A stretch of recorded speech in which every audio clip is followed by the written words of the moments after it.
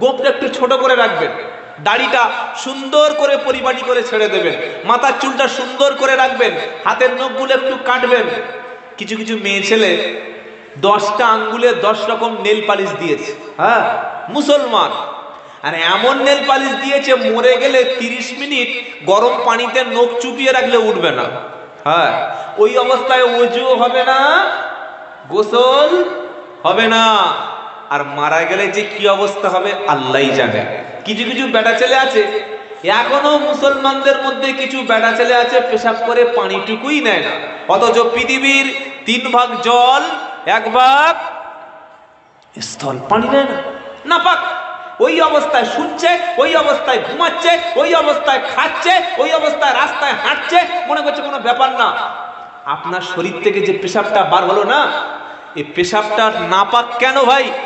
এই পেশাবের মধ্যে এমন পদার্থ রয়েছে, এমন দুর্গন্ধ রয়েছে, এমন বাজে জিনিস রয়েছে যেগুলো আপনার শরীরের জন্য হার্মফুল, ক্ষতিকারক, যার মধ্যে রয়েছে বিভিন্ন জীবাণু, রয়েছে ব্যাকটেরিয়া, যেটা আপনার উরুতের সঙ্গে লিঙ্গের বিভিন্ন আশেপাশের অংশগুলো, উরুর আশেপাশের অংশগুলো এমন নিকৃষ্টভাবে নাপাক করে দিচ্ছে না, ওই দুর্গন্ধযুক্ত অবস্থায় পেশাব না পার করে পানি না নিয়ে শুয়ে পড়ছেন, আর মরে গেলে নামমাত্র গোসল দিয়েছে, একবার ফের এদিকে মেরে দিয়েছে, কবরে চলে গেল, পবিত্র হলো না। শরীরের অবাঞ্ছিত লোম আপনি পৃথিবীর যে ধর্মে চলে যাবেন যান, কোনো অসুবিধা নাই।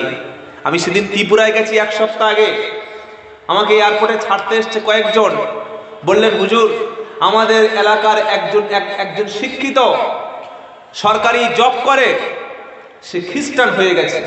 বললাম কেন? বললো খ্রিস্টান ধর্ম ভালো লেগেছে।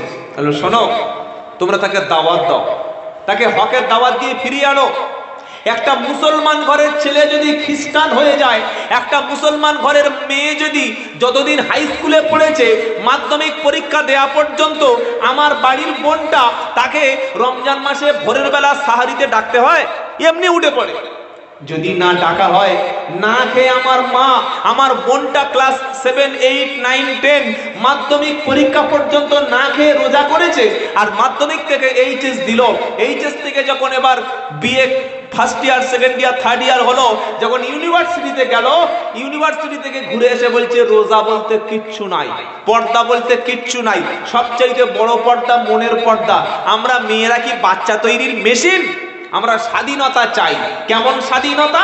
ছোট কাপড়, ছোট মিনি স্কার্ট, টাইট ফিট পোশাক, একটা স্মার্টফোন লাগবে, আমরা রাত্রিবেলা, দুপুরবেলা, দিনের বেলা যেখানে খুশি সেখানে যাব। পর্দা আবার কি? পর্দা দিয়ে তো নারীদের ছোট করেছে। এটা বলা মানে একটা মুসলমান মেয়ে ইসলাম থেকে বার হয়ে গেল। কি হচ্ছে না হয় না? মুসলমান খ্রিস্টান হয়ে যাচ্ছে, আজকের মুসলমানের ছেলে নাস্তিক হয়ে যাচ্ছে, আল্লাহকে গালি দিচ্ছে, রসুলকে গালি দিচ্ছে। বাংলাদেশে একজন ছিল, এখন সম্ভবত রাশিয়ায় অথবা আমেরিকায় থাকে, আসাদ নূর বলে একটা নাস্তিক আছে। সে ইসলাম সম্পর্কে, নবী মুহাম্মদ সম্পর্কে, কোরআন সম্পর্কে এত অসভ্য ভাষায় গালাগালি করে, পৃথিবীর কোনো হিন্দু, কোনো খ্রিস্টান এই কাজটা করে না। আর এই ইহুদি খ্রিস্টানদের হাতের তৈরি পুতুল কিছু মুসলিম নামধারী নাস্তিক আছে, তারা মুসলমানদেরকে সবসময় ব্যবহার করে। কোন মুসলমান? যাদের কাছে শরিয়াতের জ্ঞান নাই, ইলিম নাই, সাধারণ জেনারেল শিক্ষিত ছেলে, তাকে গিয়ে এমন এমন প্রশ্ন করে দেবে, ঈমান নিয়ে টানাটানি। কি প্রশ্ন? বলছে আচ্ছা হযরত মুহাম্মদ সাল্লাম খুব ভালো মানুষ? বললো হ্যাঁ খুব ভালো মানুষ।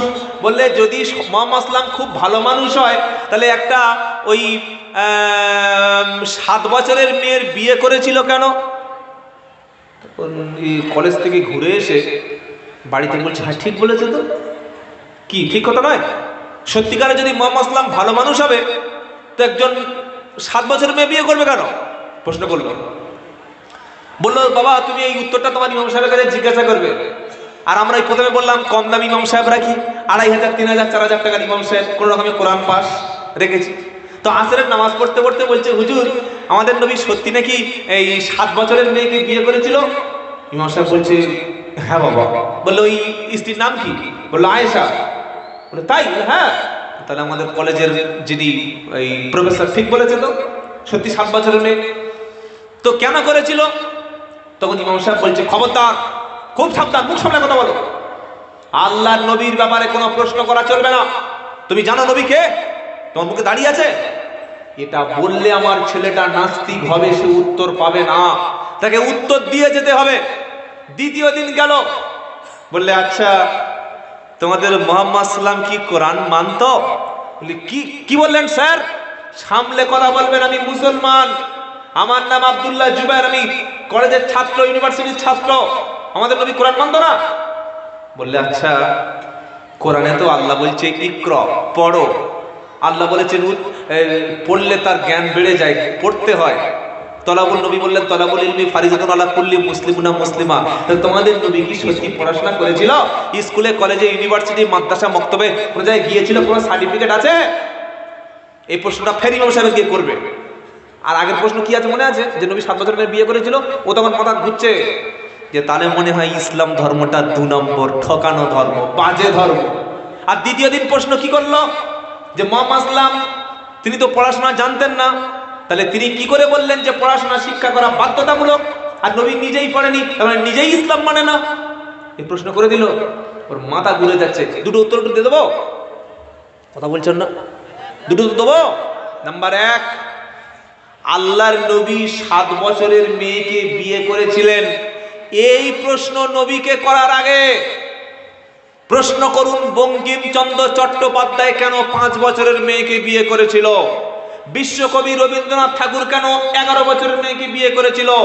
ঈশ্বরচন্দ্র বিদ্যাসাগর কেন 8 বছরের মেয়েকে বিয়ে করেছিল? অবনীন্দ্রনাথ ঠাকুর কেন 6 বছরের মেয়েকে বিয়ে করেছিল? বাংলাদেশ হাসিনার বাবা শেখ মুজিব কেন 3 বছরের মেয়েকে বিয়ে করেছিল? এই উত্তরটা আগে বার করুন। উত্তর আছে?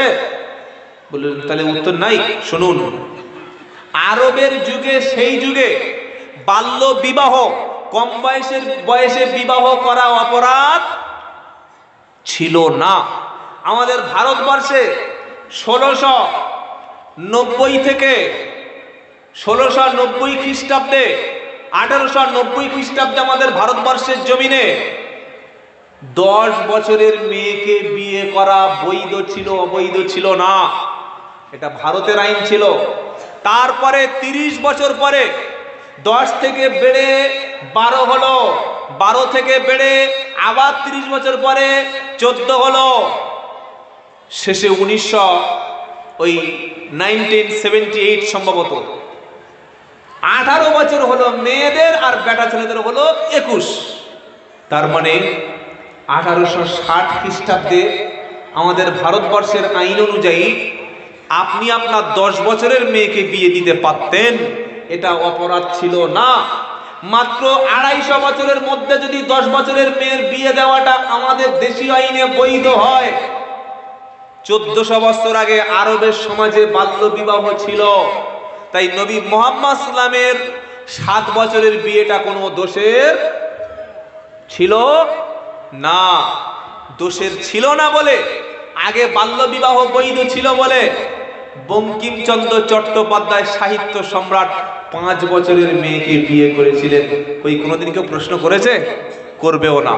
তাহলে আপনি ভালো করে উত্তরটা পেয়ে গেলেন যে এটা শুধু নবীর জন্য না, অনেক বড় বড় মনীষী এই কাজটাও করেছে। আর ইসলামে নারী এবং পুরুষের বিয়ের কোনো বয়স নির্ধারণ ইসলাম করে দেয়নি। কেন? যেদিন সাবালক হবে ছেলেটা, সাবালিকা হবে মেয়েটা, সেই দিন তার বিয়ের বয়স, বিয়ে করতে পারবে। এবার সাবালক হিসাবে বিভিন্ন দেশে বিভিন্ন রকম হয়। আমাদের এই ভারত, পাকিস্তান, বাংলাদেশ, আমাদের এই উপমহাদেশে, এশিয়া মহাদেশে মানুষগুলো একটু দেরিতে সাবালক হয়। 14, 15, 16 বছর মেয়েরা সাবালক হয়। এখন আর 14, 15 বললে ভুল হবে। এখন ওই ক্লাস 7, 6 এর মেয়েরা সব আই লাভ ইউ কি জিনিস জানে, রিলেশন কি জিনিস জানে, এখনো সব বলা মানে মিছে কথা। কি গো? কিন্তু আরবে 10 বছর, 9 বছরের মেয়েরা তারা স্বাস্থ্যের দিক থেকে, সৌন্দর্যের দিক থেকে সাবালক হয়ে যায়। আল্লাহর নবী যেটা করেছেন সেটা উম্মতের জন্য হিকমা। যে অধ্যাপক প্রশ্ন করলো 7 বছরের বয়সে নবীকে বিয়ে করেছিল, ওই অধ্যাপককে ঘুরিয়ে প্রশ্ন করুন যে 25 বছরের যুবকটা তরুণ এবং সবচাইতে সাহসী যৌবন প্রাপ্ত 40 বছরের খাদিজাকে নিয়ে 52 বছর বয়স পর্যন্ত নবীজি সংসার করেছিলেন। দ্বিতীয় কোনো স্ত্রী গ্রহণ করেননি। একটা সাধু পুরুষ দেখান। কি বললাম বুঝতে পারেন নাই? নবী যেদিন প্রথম বিয়ে করলেন বয়স 25+, নবীর প্রথমা স্ত্রী তিনি ছিলেন তালাক প্রাপ্তা, তিনি দুবার ছিলেন বিধবা আম্মাজান খাদিজা। প্রথমবার বিয়ে হলো, দ্বিতীয়বার বিয়ে হলো, স্বামী মারা গেল, 4 সন্তানের মা। তৃতীয়বার বিয়ে করলেন নবীকে, তার বয়স ছিল আমাদের আম্মাজানের বয়স 40, নবীর বয়স 25+। পৃথিবীতে একটা মহাপুরুষের নাম বলুন যে তার নিজের বয়সের 15 বছরের একটা বিধবা মেয়েকে 3-4টে বাচ্চা সহকারে নিয়ে সংসার করবে। আর খাদিজা রাদিয়াল্লাহু আনহা যতদিন বেঁচে ছিলেন মুহাম্মদ সাল্লাল্লাহু আলাইহি ওয়াসাল্লাম দ্বিতীয় বিয়ে করেননি। মানে 52 বছর বয়স মুহাম্মদ সাল্লাল্লাহু আলাইহি ওয়াসাল্লামের, সেদিন মারা যাচ্ছেন খাদিজা।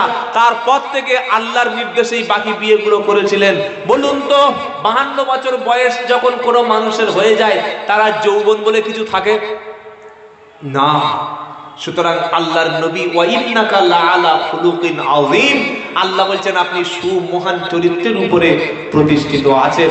মানুষের জওয়ান বয়সে তো বেশি বিয়ে লাগে, বৃদ্ধ বয়সে কেন 9-11টা বিয়ে লাগবে ভাই? এই প্রশ্নটাই তারা জানে না যে মুহাম্মদ সাল্লাল্লাহু আলাইহি ওয়াসাল্লাম কতটা নারী সংযমী ছিল। অনেকে খাওয়ার শেষে মিষ্টি খায়, বলে সুন্নাত, মেসওয়াক করে সুন্নাত, দাড়ি রাখে সুন্নাত, টুপি পরে সুন্নাত। বাবা, সব সুন্নতগুলো তো পালন করলে তোমার ছেলে যদি একটা বিধবা মেয়েকে বিয়ে করে বাড়িতে আনে, ওই সুন্নতটা মেনে নিতে পারবে? হ্যাঁ, তখনও সুন্নাত চলবে না। কি গো? হ্যাঁ, নরম সুন্নত গুলো। তাই কবি বলছে সুন্নাত নয় শুধু খাওয়ার শেষে মধু পান, সুন্নাত নয় শুধু দাওয়াতেরই মেহমান, আরো কিছু সুন্নাত আজ তুমি জানো কি, জানলেও জীবনে কখনো তা মানো কি। সুন্নাত নয় শুধু নির্জন ধ্যানে যাওয়া, আর সুন্নাত হলো ওহদের আঘাত খাওয়া। পাথরের আঘাত খাওয়া সুন্নাত। তুমি খাওয়ার শেষে আঙুল চেটে খাচ্ছ সুন্নাত, মেসওয়াক করছো সুন্নাত, মিষ্টি খাচ্ছ সুন্নাত, দস্তরখানে খাচ্ছ সুন্নাত। আল্লাহর নবীর মতো তায়েফে গিয়ে, ওহদে গিয়ে, খন্দকে গিয়ে যখন শত্রুদের মোকাবিলা করার জন্য নবীর উপরে অত্যাচার হয়েছিল, ওই সুন্নাতটা আজকের আমরা ভুলে গেছি। কাপুরুষ জাতিতে আমরা আজকের নিজেদেরকে পেশ করেছি। দ্বিতীয় প্রশ্ন কি ছিল? আল্লাহর নবী তিনি লেখাপড়া কেন শেখেননি? উত্তরটা নিয়ে যান। এক, শেখেননি না, তাকে শেখানো হয়নি। কোনটা? নবী লিখতে পারতেন না, পড়তে পারতেন না। পারা নাম্বার 21, পৃষ্ঠা নাম্বার 1, লাইন নাম্বার 8, আয়াত নাম্বার 48, সূরার নাম আনকাবুত। আল্লাহ নিজেই উত্তর দিচ্ছেন, ওয়ামা কুনতা তাতলু মিন পাবলিহি মিন কিতাবিউ ওয়ালা তাকুতুহু বিয়ামিনিকা ইদাল্লারতাবাল মুবতিলুন। আল্লাহ বলছেন নবী, এই কিতাবটা আপনার উপরে আসার আগে আপনি কিছু পড়তে পারতেন না, অথবা নিজে ডান হস্তে কোনো কিছু লিখতে পারতেন না।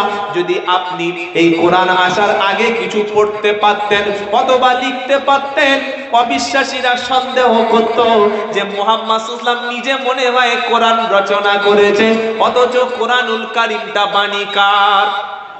জোরে বলেন, মায়ান্তিকু আনিল হাওয়া ইন হুয়া ইল্লা ওয়াহয়ুন ইউহা। 27 পারা সূরা নাজমের শুরুতে আল্লাহ বলছে, আমার নবী নিজের থেকে খেয়াল খুশি মন গড়া কোনো কথা বলেন না, যেটা বলেন সেটা হলো ওহী।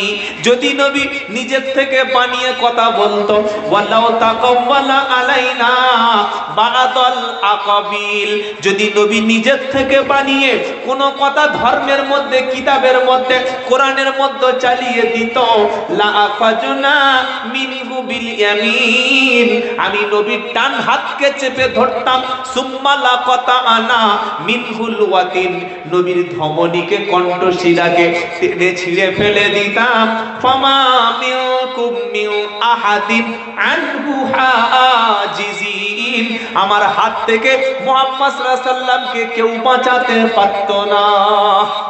সুতরাং কোরআনে আল্লাহ পাক নবীকে বলছেন আপনি নিজেই কিতাব আসার আগে পড়তে পারতেন না, লিখতে পারতেন না। এক নম্বর কারণ ছিল অমুসলিমরা, কুরাইশরা কিংবা পৃথিবীর নাস্তিকরা, তারা বলবে বাদ দে, কোরআন আল্লাহর বাণী না। ও মুহাম্মদ সাল্লাম সারাদিন আমাদের কাছে আল্লাহর বাণী বাণী বলে, আর রাত্রেবেলা ওই নিজে হাতে লিখে পরের দিন চালিয়ে দেয়। কি গো, হ্যাঁ কেন মানতে যাবো? মুহাম্মদ নিজেই করেছে, তো লেখাপড়া জানে। আল্লাহ বলছেন নবী আপনাকে একাডেমিক ভাবে আপনাকে দুনিয়ায় শিক্ষা দেব না। কেউ প্রশ্ন কিয়ামত পর্যন্ত করতে পারবে না যে কোরআন আল্লাহর বাণী নয়। যখন বলবে মুহাম্মদ লিখেছে, তখন সকলে বলবে কোরআনেও আছে, আর সবাই জানে। আরবের সব মানুষ দেখেছে যে মুহাম্মদ সাল্লাম স্কুল, কলেজ, ইউনিভার্সিটি, মাদ্রাসা, মক্তব, মিশন কোনো জায়গায় যায়নি, ছিলই না, যায়নি, পড়েনি। সুতরাং যখন নবী নিজের জবান থেকে কথা বলছেন, কথাটা কালামুল্লাহ, আল্লাহর, বলুন সুবহানাল্লাহ। নাম্বার 2, আল্লাহর নবীকে আল্লাহ দুনিয়ায় লেখাপড়া শেখানোর সুযোগ দেননি।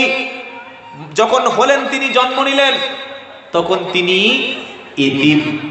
জন্মের পরে যখন বাবা দেখলেন মারা গেছে, জন্মের পরেই বাবা ছিল না, আর 5 বছর বয়সে মা মারা গেছে, তখন হালিমার বাড়িতে। যখন আবার ফিরে আসলেন, চাচার কাছে মানুষ হলো, চাচা দাদুর কাছে মানুষ হলো, দাদু মারা গেল, আব্দুল মুত্তালিব তখন চাচার কাছে মানুষ হচ্ছে, তখন চাচাই তো ওই ছাগল দুম্বার রাখাল, এই ছাড়া তো উপায় নাই, লেখাপড়া শেখানোর সুযোগ নাই। নাম্বার 3, পৃথিবীর কোনো মানুষ পড়ানোর মতো মগজ নবীজির নাই। কেন? যিনি পড়াবেন তার জ্ঞান সীমিত, তার জ্ঞান লিমিটেশন রয়েছে। আর আল্লাহ বলছেন আমি আল্লাহ, আমি বিশ্ব নবীর শিক্ষক, স্বয়ং আমি আল্লাহ নিজেই হয়ে গেলাম। সুবহানাল্লাহ বিহামদি, সুবহানাল্লাহিল আযীম। যদি কেউ নবীকে শিক্ষা দিতেন, পরবর্তীকালে তিনি বলতেন যে আরে মুহাম্মদ সাল্লাম যত বড় জ্ঞানী হন না কেন, তিনি আমার ছাত্র, আমি তার ওস্তাদ।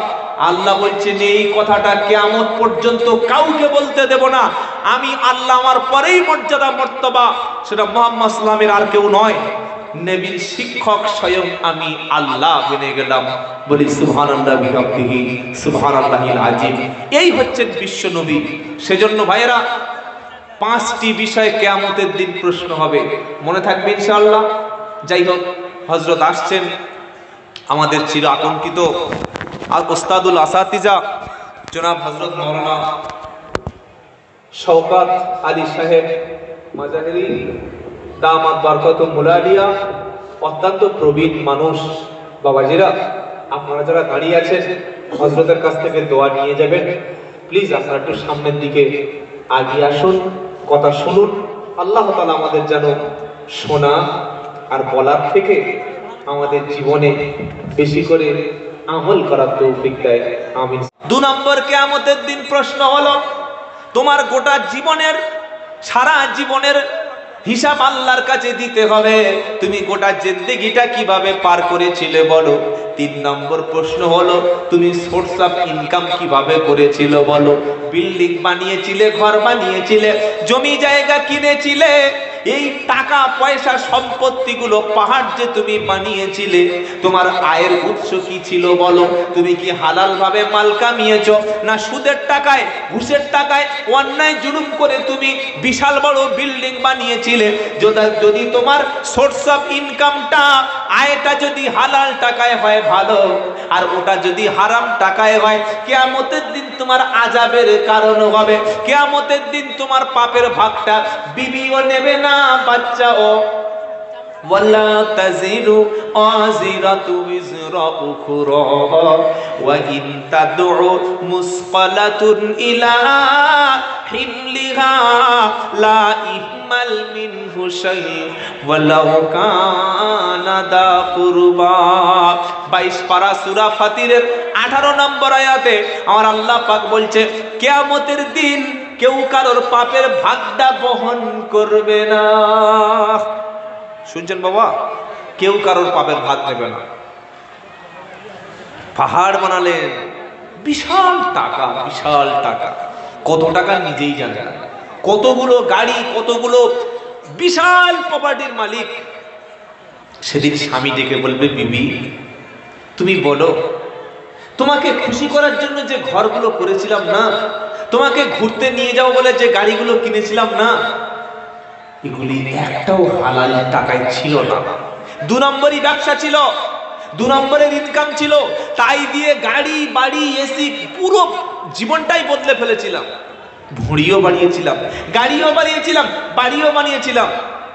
আজকের আমি তো ফেঁসে গেছি, আমার পাপটা, আমার পাপের ভাগটা তুমি একটু নাও, আমি তো একা নিতে পারছি না। সেদিন ডাকবে, ওয়া ইন তাদউ মুসকালাতুন ইলা হিমলিহা লা ইহমাল মিনহু শাই ওয়ালাউ কানা দা কুরবা। সেদিন দেখে বলবে, পাপটা একটু মাথায় করে বহন করো। স্ত্রী বলবে, আমার দরকার নাই, আমি তো তোমাকে হারাম টাকায় অর্থ উপার্জন করে আমাকে খাওয়াতে বলিনি। ছেলেও বলবে, আব্বা কিভাবে মাল কামিয়েছো, অর্থ উপার্জন করেছো তুমি বুঝে নাও, আমি তোমাকে তো হারাম ভাবে উপার্জন করতে বলিনি, তোমার পাপটা আমি নেব না। সেদিন যাবেন কোথায়? পালাবার রাস্তা থাকবে না। 3 নম্বর হলো, 4 নম্বর হলো কিয়ামতের দিন প্রশ্ন হবে, তুমি যে মাল ব্যয় করেছিলে, তোমার ব্যয়ের খরচটা, ব্যয়ের খাতটা তুমি কোথায় কোথায় ব্যয় করেছিলে বলো।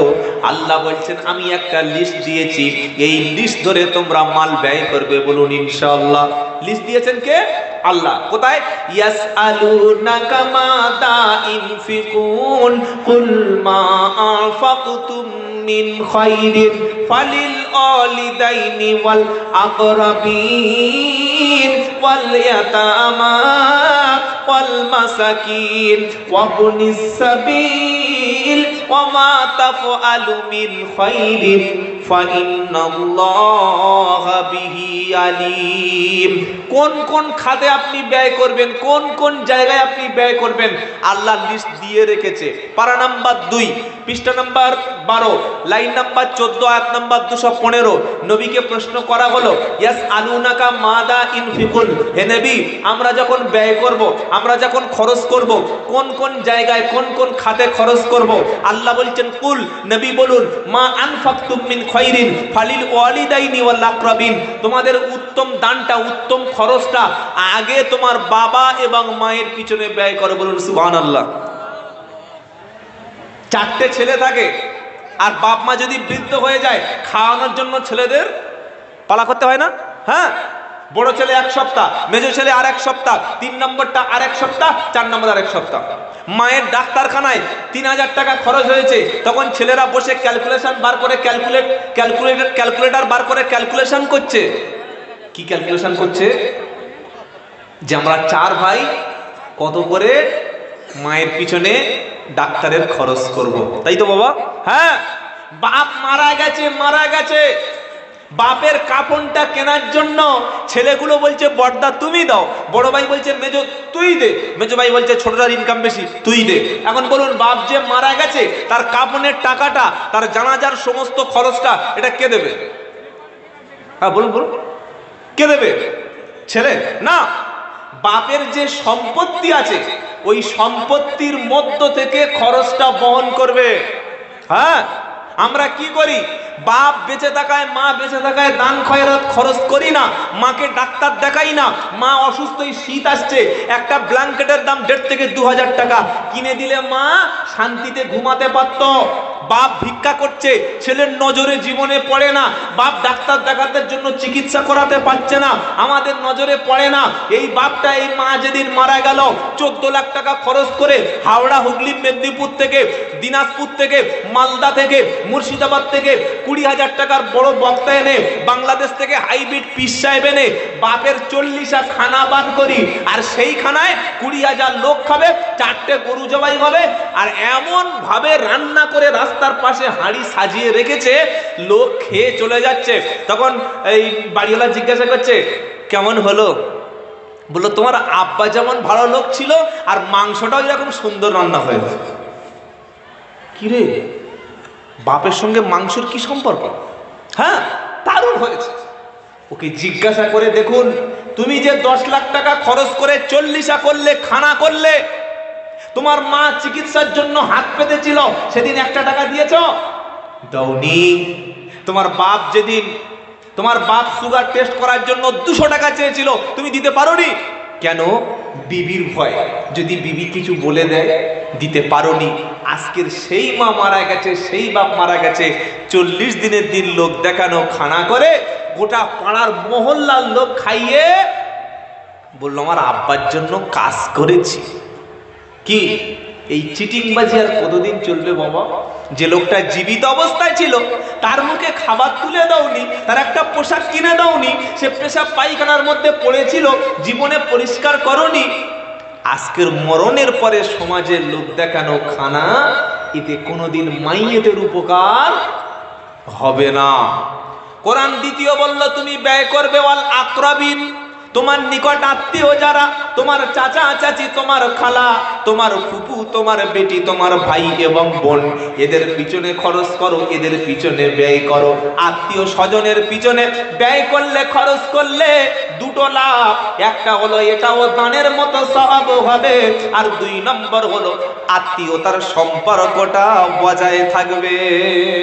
ছোট ভাইটা, চাচাতো ভাইটা, চাচাতো বোনটা, কিংবা তোমার চাচা, তোমার ফুপু, তোমার খালা লজ্জায় বলতে পারে না, তুমি 500 টাকা গোপনে দাও, 2000 টাকা গোপনে দাও। আত্মীয়তার সম্পর্কটাও বজায় থাকবে, আর দানের মতো সম পরিমাণ সওয়াব পাবে। বলুন সুবহানাল্লাহ। তৃতীয়, কোরআন বলল দানের খাতটাওয়ালা ওয়াল ইয়াতামা, এতিমদের পিছনে ব্যয় করো। 4 নম্বর ওয়াল মাসাকিন, মিসকিনদের পিছনে খরচ করো। আমার আল্লাহ বলল দাতার খরচের খাতটা হলো এই। তাহলে 4 নম্বর প্রশ্ন, তুমি দুনিয়াতে কোন কোন জায়গায় ব্যয় করেছো বলো? আর দান করার সময়, ব্যয় করার সময়, ওয়াল্লাযীনা ইযা আনফাকু লাম ইসরিফু ওয়া লাম ইয়াকতুরু ওয়া কানা বাইনা যালিকা কাওয়ামা। পারা নাম্বার 19, পৃষ্ঠা নাম্বার 4, সূরার নাম সূরা ফুরকান। আল্লাহ বলছেন শোনো, তুমি যখন ব্যয় করবে, খরচ করবে, কেমন ভাবে তোমার বিবি বাচ্চার পিছনে ব্যয় করবে, সংসার চালাবে, কিভাবে খরচ করবে। ওয়াল্লাযীনা ইযা আনফাকু লাম ইসরিফু, মুমিন ব্যক্তি যখন ব্যয় করে, মুমিন যখন খরচ করে, অতিরিক্ত খরচ করে না। ওয়ালাম ইয়াকতুরু, আবার কার্পণ্য করে না, কৃপণতা করে না। ওয়াকানা বাইনা দালিকা কওয়ামা, তখন দুইয়ের মাঝামাঝি মধ্যপন্থা অবলম্বন করে। ইসলামে বাড়াবাড়ি নাই আর কমাকমি নাই, মধ্যপন্থা অবলম্বন করো। মধ্যপন্থা, খুব বাড়াবাড়ি করে একদম সব দিয়ে দিলাম, তারপরের দিন তোমাকে লজ্জিত হতে হবে। কথা বুঝেছেন বাবাজি? ইসলাম মধ্যপন্থা অবলম্বন করতে বলে। বেটার বিয়েতে 13 লাখ টাকা খরচ, আর তারপরে দেখি ব্যাংক থেকে লোন নিয়ে বা সংসার চলছে, এটা ইসলাম বলেন। ইসলাম সবসময় মধ্যপন্থা অবলম্বন করতে বলেছে। জীবনে একবার হজ করা ফরজ, বাকিগুলো নফল। একবার হজ করেছেন, এবার তোমার প্রতিবেশী কারা আছে তাদের দিকে লক্ষ্য রাখো। আবার কিছু কিছু মুসলমান আছে তিনবার আজমিরে গেছে। কবার বাবা? 3বার আজমিরে গিয়ে ঘুরে এসে বলছে আমি হাজি। কি করে হজ হলো? না হাজি না, 3বার তো আজমিরে গেলে গরিবদের জন্য এক হজ হয়। হ্যালো, ফেরেশতাদের চড় খেয়েছিস? ফেরেশতাদের চড় খেয়েছিস? এমন থাপ্পড় মারবে তোর আজমিরের নামটাই ভুলে যাবে। খেপা কথাকার। বাপের কবর কোনোদিন জিয়ারত করে না, মায়ের কবরটা কোথায় কোনোদিন খবর রাখে না। মায়ের কবরটা শিয়ালপুকুরে জিয়ারত করছে, আর ও বউ নিয়ে আজমিরে চলে গেছে। কি গো, আজমিরে গেলে হজ হয়? খেপা কথাকারে। হজ করা ফরজ, আর আজমিরে যাওয়া, পাথর চাপড়িতে যাওয়া, ঘুটিয়ারিতে যাওয়া, কোনো মাজারে যাওয়া ফরজ, ওয়াজিব, সুন্নাত কিছুই না। পাগল, কার সঙ্গে কি তুলনা করে দিয়েছে? ভুল করে এই কথাটা কোনোদিন বলবেন না। আর কবর জিয়ারাত পুরুষদের জন্য, মহিলাদের জন্য না। মহিলা কবর জিয়ারাত কারিনীর জন্য রাসূলের লানত। আপনি অধিকাংশ মাজারগুলিতে দেখবেন যারা হাক্কানি পীর তাদেরকে আমরা সম্মান করি, তারা আমাদের মাথার তাজ, তাদের দ্বারা আমরা দ্বীন পেয়েছি, ইসলাম পেয়েছি। হাক্কানি পীরেরা সব ছিলেন শিরিক বিদআতের বিরোধী। কিন্তু আজকের যতগুলো মাজার চলছে, অধিকাংশ মাজারগুলি মহিলারাই টিকিয়ে রেখেছে। ছাগল, গরু, তাদের নাচ, তাদের নজর, তাদের সমস্ত যা কিছু মান্যত করে সবগুলো কবরের উপর দিয়ে সেজদা দেয়, আগরবাতি জ্বালায়, সাহায্য চায়, আর মনে করে নিশ্চয়ই এই কবরে যিনি আছেন তার ওসিলায়, তার দ্বারায় তিনি আমার এই কাজটা করে দিতে পারে, তিনি এত বড় বিশাল ওলি, তার দ্বারা আমার কাজটা হয়ে যাবে। অথচ সবকিছু করার মালিক কে? আল্লাহ। মাজারের কাছে, কবরের কাছে কিছু ভণ্ড প্রতারক গাঁজাখোর বসে থাকে। তারা মাজার সম্পর্কে মানুষের কনসেপশন দেয়। তারা বলে যিনি মারা গেছেন তিনি আল্লাহর ওলি, আমরাও বলি আল্লাহর ওলি।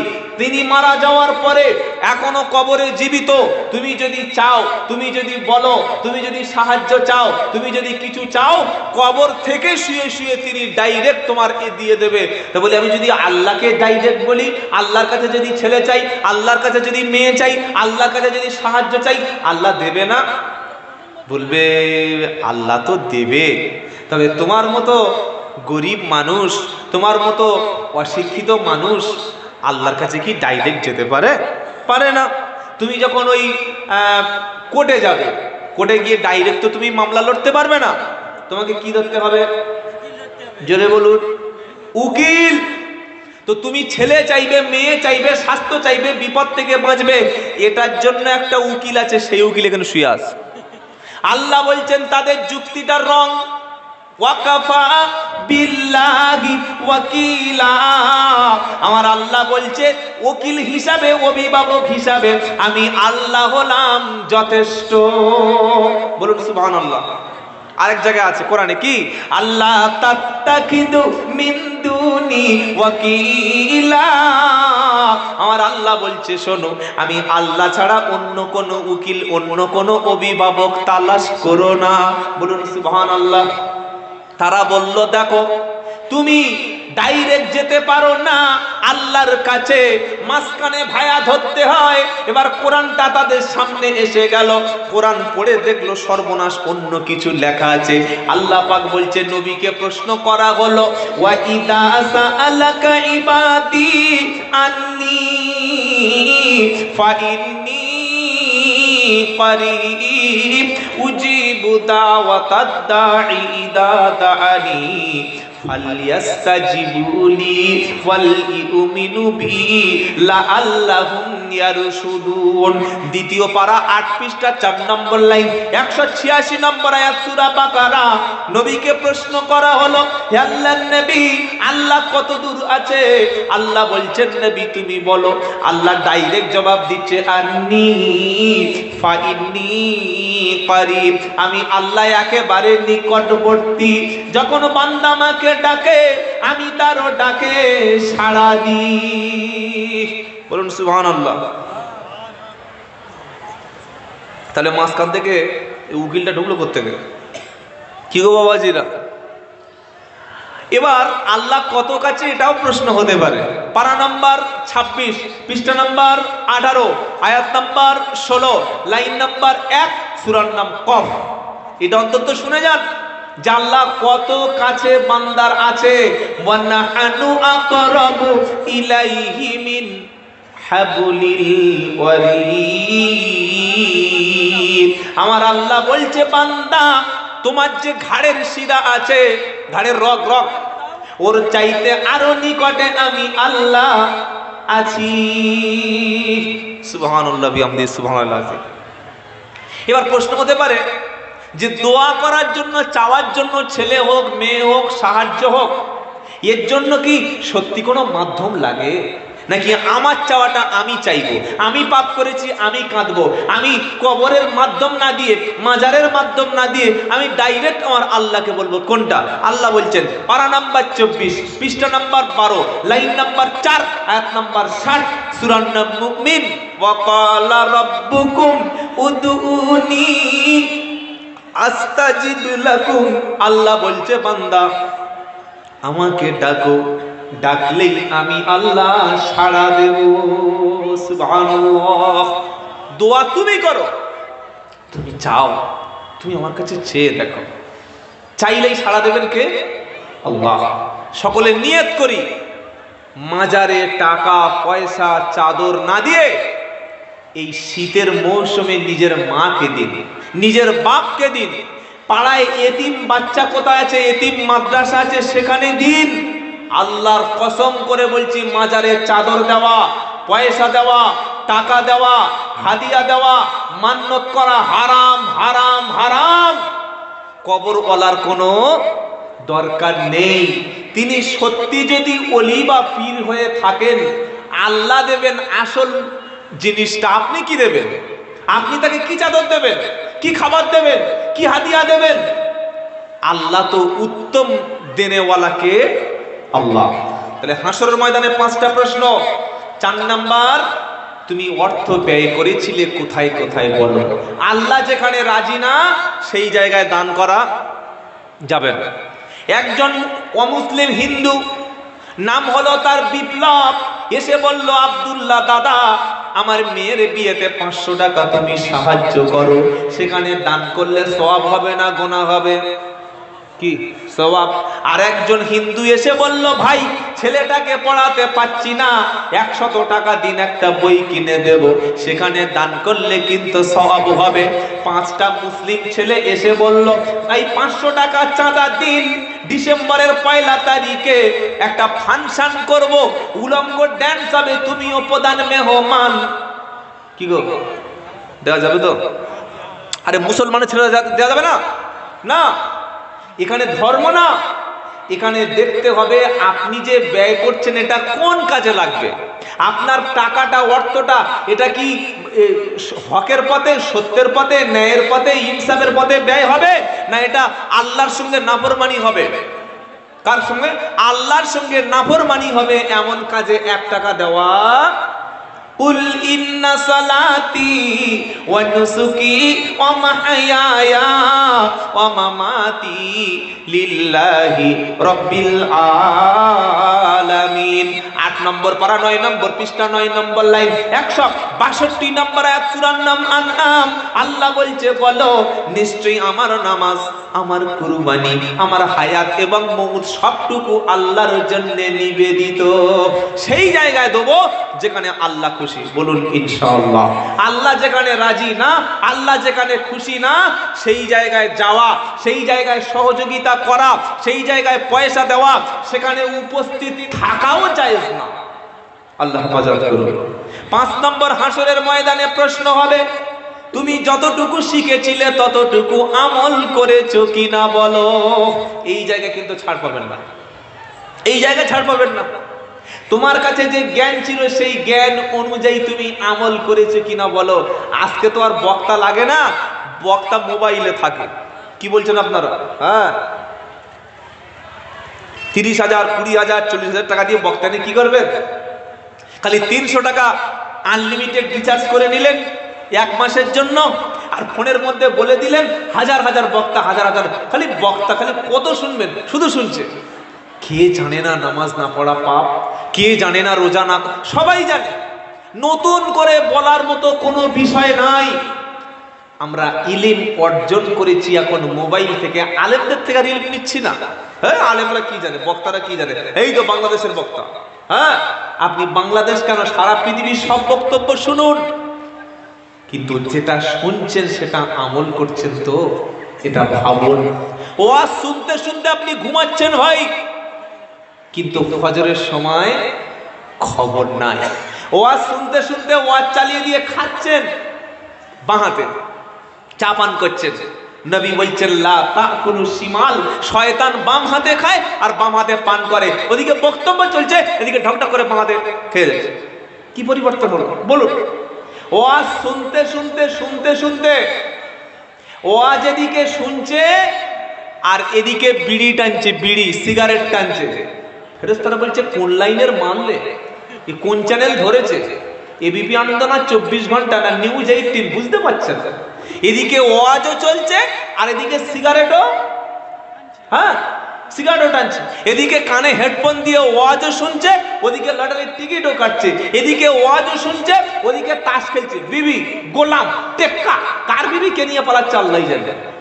কি গো ওয়াজ শুনছেন? শুনুন, কিয়ামতের দিন প্রশ্ন কিন্তু হবে, যতটুকু জ্ঞান তুমি অর্জন করেছিলে ততটুকুর উপরে আমল করেছো কিনা বলো। আমল বড় জরুরি। মনে থাকবে ইনশাআল্লাহ, মনে থাকবে ইনশাআল্লাহ। আবার আল্লাহ পাক বলছেন, পাঁচটা বিষয়, পৃথিবীতে পাঁচটা বিষয় দিয়ে মানুষকে আমি আল্লাহ পাঁচটা বিষয় দ্বারা মানুষের মধ্যে মোহ করে দিয়েছি। পাঁচটা বিষয় মানুষ এমন হয়ে যায়, এই কটা জিনিস সামলে আসলে মানুষ সামলাতে পারে না। কি বলবো? যুইনা লিন্নাসি হুব্বুশ শাহাওয়াতি মিনান নিসা ওয়াল বানিনা ওয়াল কানাতিরিল মুকানতারাতি মিনাদ দাহাবি ওয়াল ফিদ্দাতি ওয়াল খাইলিল মুসাওওয়ামাতি ওয়াল আনআমি ওয়াল হারস যালিকা মাতাউল হায়াতিদ দুনিয়া ওয়াল্লাহু ইনদাহু হুসনুল মাআব। পারা নাম্বার 3, সূরার নাম আল ইমরান, 14 নম্বর আয়াত আল্লাহ পাক শোনাচ্ছে, যুইনা লিন্নাসি হুব্বুশ শাহাওয়াতি মিনান নিসা ওয়াল বানিনা ওয়াল কানাতিরিল মুকানতারাতি মিনাদ দাহাবি ওয়াল ফিদ্দাতি ওয়াল খাইলিল মুসাওওয়ামাতি ওয়াল আনআমি ওয়াল হারস।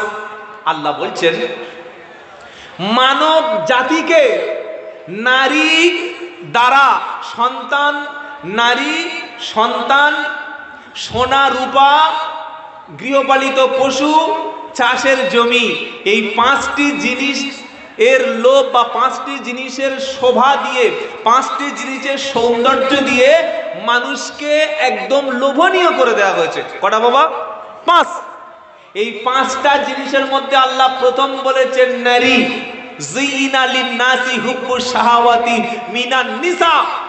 নবী বললেন, তারাকতু মা তারাকতু বাদি ফিতনাতান আও দাররু আলার রিজালি মিনান নিসা। আমার নবী বললেন, আমার পুরুষ উম্মতের জন্য নারীর চাইতে বড় ফিতনার বস্তু আর কিছু রেখে যাচ্ছি না। বাবাজিরা, আল্লাহওয়ালা ভাইয়েরা, একজন পুরুষের কাছে সবচাইতে বড় ফিতনা হলো ওই নারী যে নারী তার ঈমান ইজ্জত পর্যন্ত শেষ করে দিতে পারে। নারীর জন্য কত লোকের চাকরি গেল, নারীর জন্য কত লোকের সংসারে আগুন লাগলো, নারীর জন্য কত মন্ত্রী মিনিস্টার পর্যন্ত শেষ। কি গো, হ্যাঁ, নারীর জন্য কত মান সম্মান চলে গেল। আল্লাহর নবী বললেন, পুরুষ উম্মতের জন্য সবচাইতে বড় ফিতনা পরীক্ষা হলো নারী। আবার এই নারী যদি খারাপ হয় তো সেটা ভয়ঙ্কর অবস্থা হবে, আর নারী যদি ভালো হয় তার সম্পর্কে নবী কি বলেছে? নবী বললেন, আর দুনিয়া কুল্লুহা মাতা ওয়া খায়রুল মাতাইদ দুনিয়াল মারআতু সালিহা। আমার নবী সাল্লাল্লাহু আলাইহি ওয়াসাল্লাম বললেন, গোটা পৃথিবী হলো সম্পদ, গোটা পৃথিবী হলো তোমাদের জন্য ভোগের সামগ্রী। তার মধ্যে উত্তম সম্পদ হলো লজ্জাশীলা, ধার্মিকা রমণী, পরেশগার, মুত্তাকি রমণী। এটাই সবচাইতে উত্তম। বলুন সুবহানাল্লাহ। নবী বললেন, আমি নবী, আমার কাছে 3টি জিনিস প্রিয়। একটা হলো সালাত বা নামাজ, 2 নম্বর হলো আতর বা খুশবু, আর 3 নম্বর হলো নারী। কটা বাবা? 3টে আমাদের পছন্দ তো সত্যি? হ্যাঁ, 1 নামাজ, যদি বলেন কি নামাজ। 2 নম্বর খুশবু, খুশবু, আতর।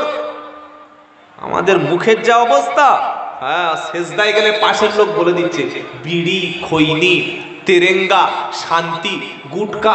ওদিকে মসজিদে তাকবীর চলছে, আল্লাহু আকবার, আল্লাহু আকবার, আল্লাহু আকবার, আল্লাহু আকবার, আশহাদু আল্লা ইলাহা ইল্লাল্লাহ। কি হলো? ফুটফুট করে টানছে। তার মানে যে মানটা ধরিয়েছে না, ওটা ও শেষ করে তবে নামাজে যাবে।